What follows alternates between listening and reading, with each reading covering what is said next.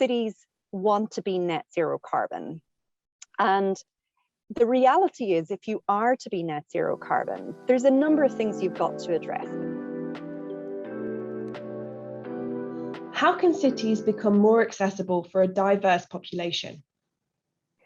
So I think one of the things that COVID-19 has done is it's managed to shine a light on some of the inequalities that already existed within our cities. And it's fair to say that many of those challenges that we've seen during COVID-19 were actually chronic challenges that existed before, but we've managed to see them to a much greater extent during COVID-19. So I think, first of all, in terms of thinking about how you create a city that is more inclusive and more accessible, you need to think about who are the vulnerable groups within your city that potentially could be excluded. And for example, that could be women, that could be, people from the LGBTQ plus community, that could be disabled persons, that could be migrants. That could be something that, we are looking at the moment in the World Economic Forum, time per urban resident. So there are people who are basically priced out of the market in the urban area that they live in, and they're living very much in the periphery or a long journey from the city, and they're spending huge amounts of time commuting long distances. They may have young families, they're not concentrating on their health, they have high levels of stress. So it could be any of those groups of people that and more that are experiencing exclusion within their cities. And I guess when you think about exclusion, there's spatial exclusion. So zoning can play a major part in that, that you don't have inclusive zonings, for example, and you have essentially apartheid type housing, if you like. You have different classes of society living in different areas. But you also have economic exclusion. And that could be in terms of where, by virtue of where you live, for example, you don't get the same opportunities to get access to employment opportunities. You also have digital exclusion, and we've really seen that during COVID-19, where, for example, education went online, and there was many children in many parts of the world who just didn't have access to the software or the hardware to enable them to get access to education in the same way that other children, just perhaps a few kilometers down the road, could get access to fair and inclusive education. So digital exclusion is something that we see. But also there's social and institutional exclusion. And if we think about it, during COVID-19, we haven't really looked at how the availability of hospital beds or the availability of ICU beds has impacted your outcomes. And if you just look within OECD countries, for example, if you look at the UK versus Germany, you have a huge variation in the number of ICU beds per 100,000 of population between two G7 countries, with Germany with around 29 beds per 100,000, and the UK is down somewhere around 5 or 6. So there's a huge variation there. And that, of course, impacts our outcomes. And it's the same with general hospital beds. We see this huge variation within G7 countries and, of course, within the rest of the world. So the access that we have to healthcare systems, to housing systems, to accessible city services is also something that needs to be considered in terms of addressing exclusion. So I guess what I would say is that if you are going to create cities that are more accessible and more inclusive for all your citizens, you first need to understand who your citizens are that are excluded within your city, and that will vary according to your local context. And secondly, you need to understand what are the elements of that in terms of spatial, economic, digital, social and institutional inclusion, and develop a comprehensive strategy to overcome it. And I think it's fair to say that some of these challenges I mentioned are chronic. So affordable housing would be a chronic challenge, for example. In work that we did recently, we went to a number of cities around the world to understand the critical challenges that they're facing in terms of exclusion. And of course, affordable housing has come up there as consistently across these cities as one of their number one challenges, and that that's not surprising. But that was a challenge before COVID-19. Yes, COVID-19 has exacerbated it, in that more and more people lost their jobs, for example, and they were often people that were coming from many of these vulnerable groups, and therefore they're needing cities and governments to try and provide them with housing. So before COVID-19, the majority of the world's cities did not provide adequate and affordable housing, which is a basic human right. And since COVID-19, the problem has got worse. But to address something like housing affordability, it requires a much more holistic approach. We tend to see piecemeal interventions. So chronic challenges require long-term interventions, long-term vision and a long-term strategy of interventions rather than short-term interventions, which is what we tend to focus on in governments. And that means looking at the demand and supply side challenges that are contributing to the problem and seeking to address those challenges specifically in a holistic way, because piecemeal interventions will not get us anywhere. What is a smart city, and is it realistic for all cities to become smart in the future? So, a smart city it's not a new term. It's been around for about 15 years. And it really, came from technology companies rather than cities themselves. So technology companies, developed widgets and gadgets that they thought they could sell to cities to help them deliver better services for their citizens and create a more efficient city administration. I think what we've seen over that period was a plethora of pilot projects being rolled out in cities across the world, but around 3/4 of those failed to get to scale. So what we do know is that smart cities, the way it was invented, certainly is not something that succeeded, because those widgets and gadgets that companies were seeking to sell to cities were not necessarily what the city wanted. So whilst problems may be similar in cities across the world, context matters. So you need to understand the local context, the unique context of that particular city, the unique needs of its citizens and the unique needs of the city administration to come up with technological solutions. So I guess what happened in the last number of years is that we've seen the term smart cities has died away quite a lot. And instead we have seen the technology industry shift, which I would argue is in the right direction, to realize that they need to focus on an outcome-based approach. So technology is an enabler. Technology is not a silver bullet to fix a city's problems. So if a city, for example, wants to be net zero carbon by 2050, and we'll see at COP26, so many cities will be committing to that as part of the race to zero. And of course, not only do they want to be net zero carbon by 2050, they want to cut their emissions by 50% by 2030. So in that context, technology solution providers are looking at the role of enabling technology to help them get there. That can involve digitalizing the electricity grid system, for example. It can mean using smart building technology systems or intelligent building technology systems to monitor energy use within a building, and also to monitor, for health and well-being, etc. So different solutions apply to the outcomes that the city is looking to achieve.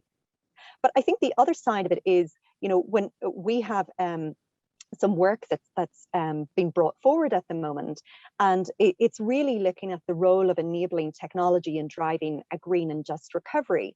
And what we're saying within that is that each city needs to understand what it is they're looking to achieve for their citizens and their administration, and look at the unique capabilities provided by digital technology in terms of, helping them get there, and focus on an outcome-based planning and implementation of those projects. So, but also think about the strategic role of data. So data within a city can help you make evidence-based decisions, but also data analysis can help you, for example, deliver better services for your citizens.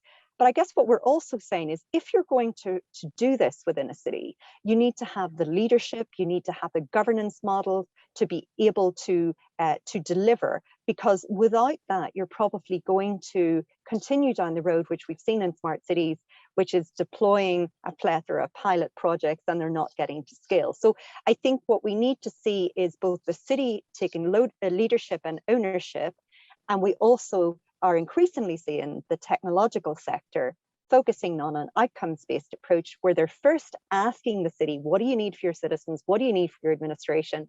And then tailoring the solutions to help with those needs. So I think we've got to a much more healthy place in recognizing that technology is an enabler. It's not the silver bullet. How can cities become more sustainable? So, this is something obviously cities are really looking at the moment, and particularly as they're looking to make these pledges and the race to zero as we move towards COP26. So first of all, cities want to be net zero carbon. And the reality is, if you are to be net zero carbon, there's a number of things you've got to address, but there's four really big things you've got to address to be net zero carbon. One is you've got to decarbonize your energy system, your energy grid, your energy sources. The other is you've got to decarbonize your mobility system, so all modes of transit. And then you've got to create more efficient buildings, right? So, and that means not just cutting your operational emissions in terms of energy use, but also your embodied emissions, which is associated with the building materials and the furnishings that you use in buildings. But the fourth thing is you must be a compact city. So a sprawling city cannot be a net zero carbon city, because of course you're going to have greater use of cars, for example. You're going to have, you're not going to have the economies of scale in delivering infrastructure. So if you look at somewhere like Stockholm versus Pittsburgh, for example, two cities, similar size in terms of population, but in Pittsburgh, you're using 5 times more land than Stockholm, and it has around 5 times more emissions than Stockholm. So this is a critical piece of getting to zero, in that you create a more compact city. Now, when I say compact, I do not mean building height, because if you compare New York with Barcelona, believe it or not, they have similar densities. But what you have in New York is one borough, which is the Manhattan borough, and there's 4 other boroughs with very high-rise buildings. And then you have the rest of the city with very low-rise buildings. Whereas in Barcelona, what you have is consistent densities. And that is much more economically viable in terms of delivering infrastructure. And it's also more resilient. So there are 4 big things that you need to do. But the other thing is, cities are also aiming to be nature positive. So that means protecting your green and blue water infrastructure within your city, and not just protecting it, enhancing it and developing it. So it means, for example, embracing nature-based solutions to help you on your journey. So it's protection and enhancing of floodplains, for example. It is protection and enhancement of the water quality of waterways. It also means, increasingly looking at how you can get additional biodiversity into developments. If you're developing a real estate development, can you have green roofs on every single building, for example? Can you have green space surrounding it and blue space as well? Can you incorporate biophilia into your building? So which is also good for our health and wellness, right? It's good for our physical and our mental health. So I think that to be a more sustainable city, it means embracing this agenda around net zero. So particularly focusing on mobility, focusing on energy, focusing on buildings, focusing on compactness, but it also means embracing nature-based solutions. Now, there are many other things that you need to do for, in terms of waste and sanitation and so on and so forth, but they tend to be the principal big things that you need to do. But for a city to understand what they should prioritize, they need to understand their baseline position. So they need to understand, what is their emissions profile over the last 20 years? So therefore, what is their projected emissions profile into the future? What do they need to cut? So not only set a target for 2050 of what they need to cut and of 2030, but set interim targets in between that they're working towards in terms of cutting their overall emissions profile. So they're just some of the things that a city will need to do to get to net zero and become nature positive. And what do you believe is the biggest challenge in sustainable urbanisation? So first of all, I think there's obviously a huge difference between cities in the global north and cities in the global south. What we have in the global north is most of our infrastructure and development has already happened. So our agenda is about retrofit. What we have in the global south is actually a lot of the development has yet to happen. So a big challenge for the global south is, how can we ensure that they don't make the mistakes that we made in the global north, one, but how can we make sure that it's affordable for them not to make those mistakes? So what we have been seeing, if I look at the example of buildings at the moment, if you want a provider of a building to develop a building that's net zero, they also need to achieve an affordable building, right? So ideally, they are coming in at the same cost or a lower cost in terms of developing that building as they would a less sustainable building. And in some cases, we're not really seeing the solutions at scale at the moment where they're at that sort of affordable price. So that's definitely an issue. I think also there's an issue around bringing citizens with you on this journey. So within cities around the world, because citizens often think about the cost, and there's going to be a difficult period in between where they may end up having to pay more in terms of taxation as we make this transition. So that's difficult. Another thing that I think is very difficult is, unfortunately, when you have something like COP26, you will see a lot of pledges, but no action is taken the very next day. And political leaders often leave it to their successor. So you're kicking the can down the road. And I think that is something that is a difficulty that we need to try and overcome in cities around the world, that you don't just make a pledge, that you're holding those cities and governments to account year on year.